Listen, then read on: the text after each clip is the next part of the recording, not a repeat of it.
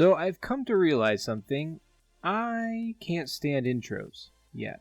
I constantly have been going over what to say, and quite honestly, it's been frustrating. So I'm just going to go into it. Plans for what I'm going to be doing. Alright, this is going to be a survival creative hybrid server. Now what does that mean? Well, to put it simply, we are going to have some large community builds.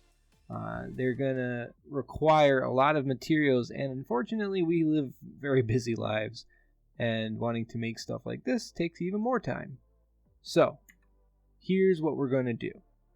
We are going to be able to bring some materials occasionally in for larger builds.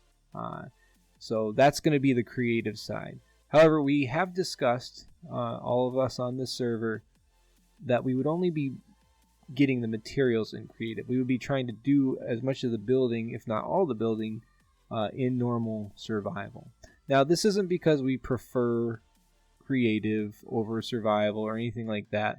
As a matter of fact, I think most of us enjoy playing in survival. It just goes back to the time thing. So, why is this what we're doing? Well, we, again, have so much we want to accomplish and just not enough time to do it, including some stories that we wanted to create. I have a lot of different things kind of just rattling in the brain, and they are going to be fun to do, but I need to be able to accomplish that. And of course, I have other plans for the future with the channel, so we'll see if that comes to be, which I hope it does, but it'll take some time. So, let's get into the story so far. Well, as you might be able to tell, we've been on the server for a little while. We've gotten a few things done, accomplished a few things, defeated the Ender Dragons. Some of us have taken on the Withers. It's just been a lot. But I think maybe we will do a little bit of a tour to start you off. So, this is me and a server mate, actually my wife. Her name is Vunder. So this was all her design. Came out really good. And this is our main storage room. So when we go inside, you're going to be able to see just your basic storage area. And she happens to be down here currently working on a better expanded storage area. And I gotta say, I really like the design. It's coming out really good. So she's doing awesome. There she is. She's going through a little bit of an Ahsoka phase. But yes, we will continue with the tour. Of course, with most people, when they play in survival, we gotta have our different farms set up. So currently we're just growing some of the warped stem. Okay, so now we are at my pride and joy, my iron farm. Sadly, the iron farm is broken. It broke a little while ago. I haven't had the time to fix it. This thing produces pretty good, but they changed some mechanics as far as the villagers and how they come out of beds. So they're in a location where, unfortunately, they're constantly in view of the robots. Oh, I should probably mention we changed. We're running a custom texture pack that I made, which required changing some of the mobs into a more science fiction-y style. Oh, I'm getting attacked.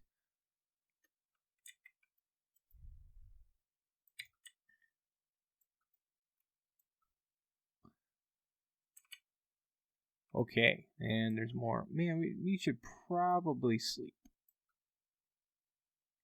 Oh, there we go. Okay, so yes, this farm does produce pretty well. But I got to get running again. That'll be in a future episode, and you'll be able to see, hopefully, it function in a much better way. Because I do miss having this. All right, so here we got a sugarcane farm. Now, I love this sugarcane farm. This is actually Tango Tech's design. The dude's a genius.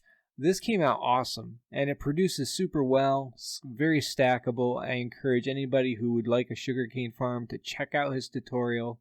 It does great. Now, you obviously need sugarcane for specific reasons.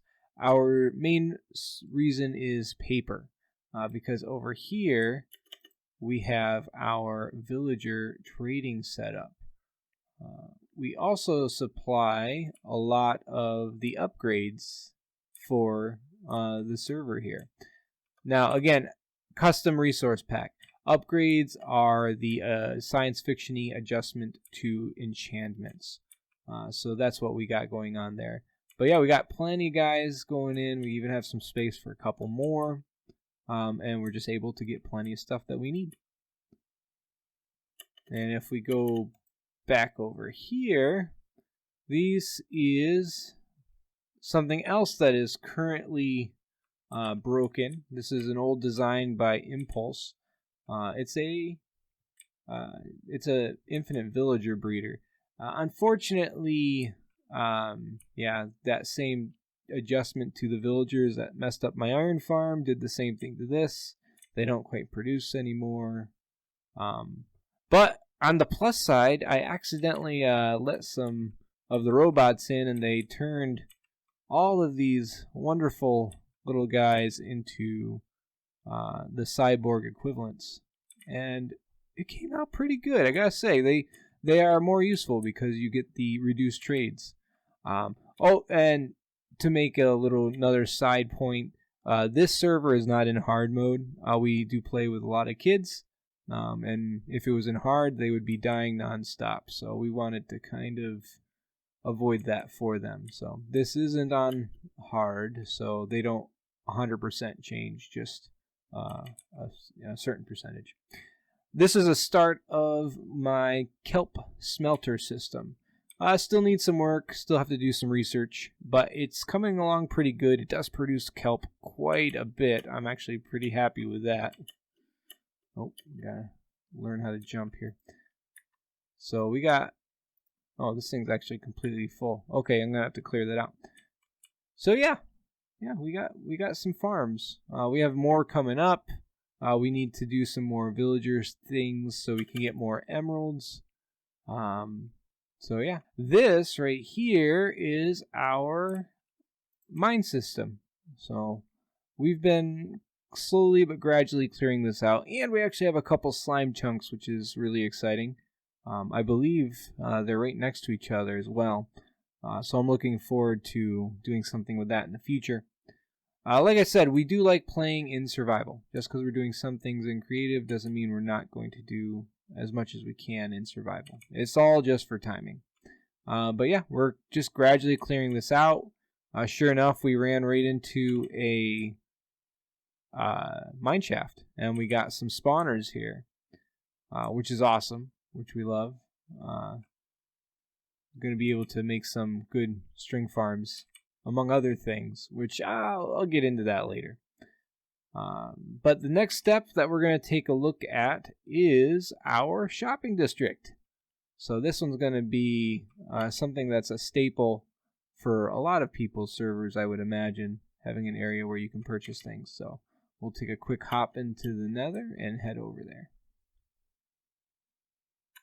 So this is our shopping district Nether portal, and this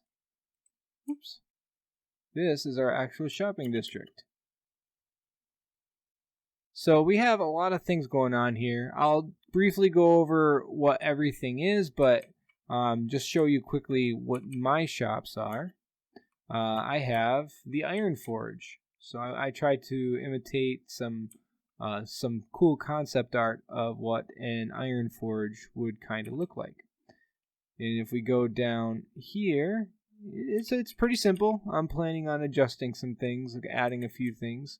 But we got some hoppers, some anvils, actual stacks of iron blocks. Then we got some cauldrons. Really, there's just a lot of different iron-based things. These were a fairly decent seller, which I was happy about. And we have a decent profit margin off of all this. Now, I'm also co-owner of another shop, and it's just next door. It's me and Wunder's bookshop. And you can see it's a kind of a similar design style to our base. Came out really good. So you can see we have all of the upgrades in here. And yeah, we've made quite a bit off of this, which we had a feeling that would be one of our main sources of income as far as our diamonds is concerned.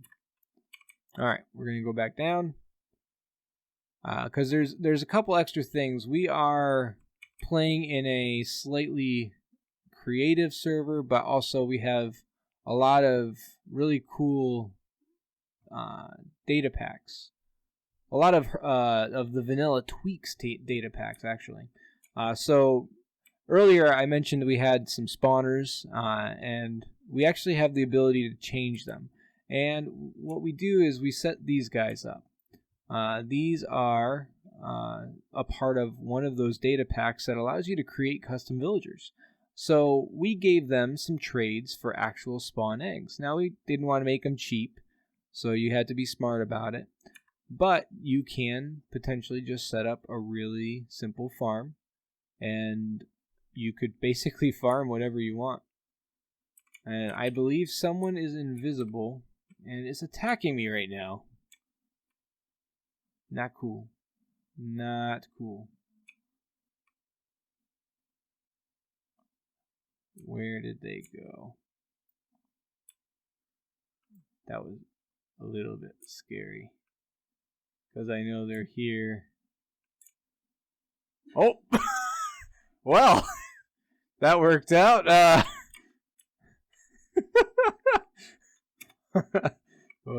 Okay then. Sorry, buddy.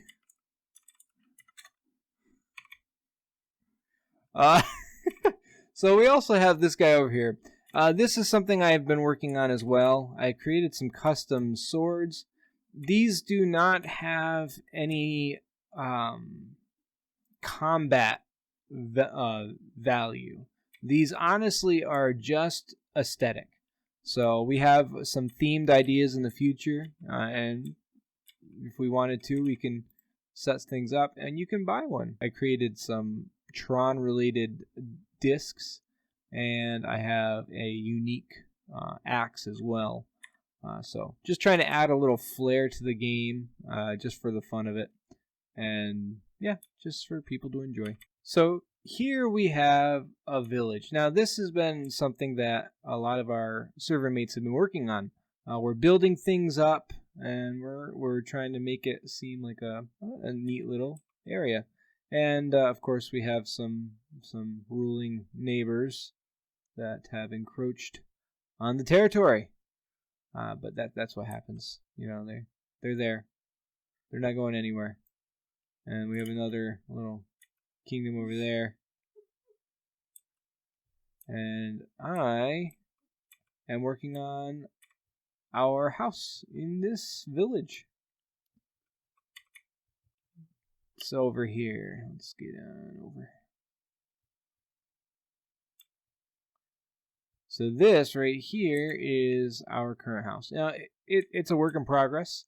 And actually, I think now might be a time for my first time lapse. And I will show you the finished product in a moment.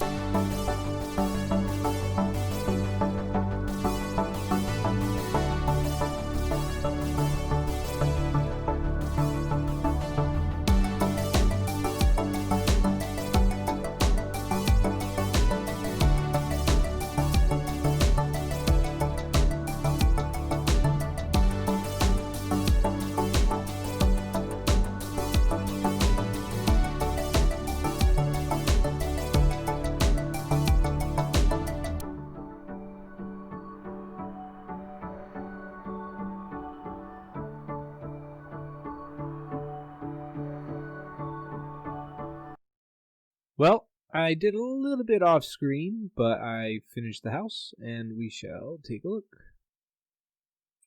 I'm actually pretty happy with how it turned out. I will take a closer look in a second.